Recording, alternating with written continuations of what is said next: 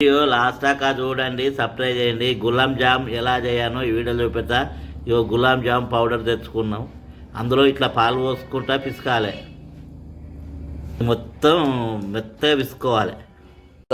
మెత్తగా విసుకున్నాం పిండిని మెత్తగా ముద్ద విసుకున్నాం. ఇప్పుడు చిన్న చిన్న గోళీలు లెక్క చేసుకోవాలి. దీన్ని ఇలా చిన్న చిన్న ఉండలు కట్టాలి.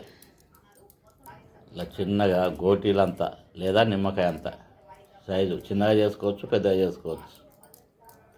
ముందుగానే పాలు పోసి పిసికిన కాబట్టి మెత్తగా దూదిలాగా ఉంటుంది. మొత్తం పిండిని ఇలానే ఉండలు చేసుకోవాలి. మొత్తం ఇట్లా ఉండలు చేసుకున్నాం.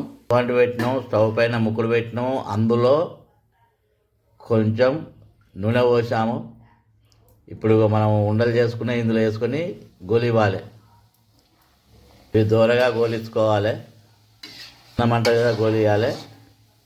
ఇప్పుడు గోలిని తీసి వేరే ప్లేట్లు వేసుకోవాలి. మొత్తం ఉండాలని ఇలానే కాదా గోలించుకోవాలి. ఇప్పుడు ఇవి గోలించులు అయినాయి. ఇప్పుడు మనం చక్కెర ఆనకం పట్టుకోవాలి. ముందుగా చక్కెర ఆనకం పట్టుకోవాలి. ఇందులో 1/2 కిలో చక్కెర పోసుకున్నాం. అందులో ఒక అర చెంబడి నీళ్ళు పోసుకోవాలి. ఇప్పుడు స్టవ్ అంటు పెట్టినాం. స్టవ్ పైన ఇప్పుడు ఈ చక్కెరలో నీళ్ళు పోసిన ముక్కుడు ఇందులో పెట్టినాం. ఇప్పుడు ఇది ఆనకం వచ్చేదాకా మనం కలుపుతూ ఉండాలి. ఇప్పుడు చక్కెర కరిగింది. దీన్ని మరగనివ్వాలి. ఇలా బాగా మరగనివ్వాలి. యాలకుల పొడి వేసుకోవాలి. యాలకుల పొడి వేసి మరగనివ్వాలి.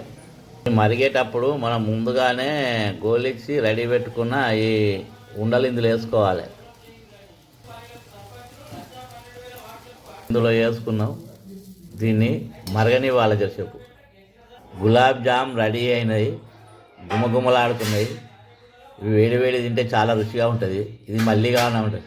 అబ్బా ఎంత గుమగుమలాడుతుందంటే అంత ఎందుకంటే నేను యాలకులు వేసిన కాబట్టి చాలా రుచిగా ఉంటాయి.